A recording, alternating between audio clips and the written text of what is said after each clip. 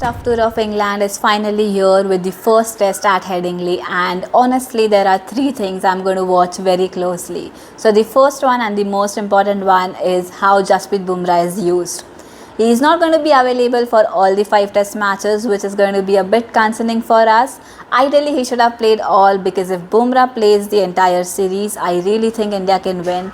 But since he is likely to play only three games, India needs to be really smart with when and where to use him. So for me, it's less about opening the bowling and more about which batters is he up against.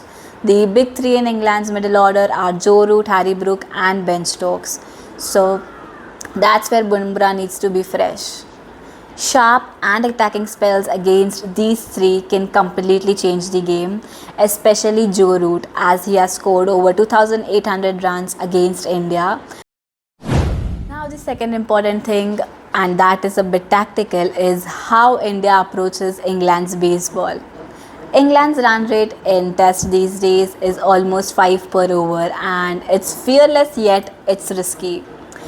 India can't afford to sit back and defend all the days. Instead of just loading the slip and hoping for edges, I would really like to see India use what I would call as a balance in and outfield. A deep point, a deep square leg, maybe a fine leg early on. Don't just give them easy boundaries. Let the bowlers use their bouncers as a weapon. Don't just react after the damage is done. Field placements need to be very proactive and set before the game starts, not after the batters get going. Now, going on to the third point, it's about team comparison, where India stands in terms of man-to-man matchups. A lot of people are saying India is weaker because Rohit Sharma and Virat Kohli aren't present in the tour. But if you look at the pure performance, no names, no reputations, then the drop isn't that big. Let's be very honest, in the last 1.5 years, even Virat Kohli and Rohit Sharma haven't done that great in Test cricket. So, if a youngster comes in and gives you an average of 25 to 30, you're already doing better than what you have done recently. But yes, what we will miss the most is their experience, their pressure in the upcoming matches, and the presence in the dressing room. So the responsible now falls on players like KL Rahul, Bumrah, and especially Rishabh Pant. Pant is the vice captain. He is behind the stumps, and his energy can be a very big boost. Adding to that, we have got Gautam Gambhir and Morgan in the supporting staff. A lot of smart tactical minds around the group. And now, when we talk about the bowling strength, I genuinely believe India is way too ahead. England doesn't have Mark Wood. Jofra Archer might join late, and apart from Chris Wokes, their bowling doesn't really scare you. But what about India? You have got Bumrah, you have got Siraj, you have got Prasidh Krishna, Shardul, and of course we have Jadeja. That's a variety, experience, and control that we have. And also, when England brings on their spinners, most likely Shoaib Bashir, India needs to switch gears.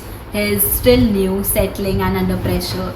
He tends to bowl short, and I'm not saying we need to go berserk and hit every ball, but smart rotation will force England to bring back their placers sooner than planned.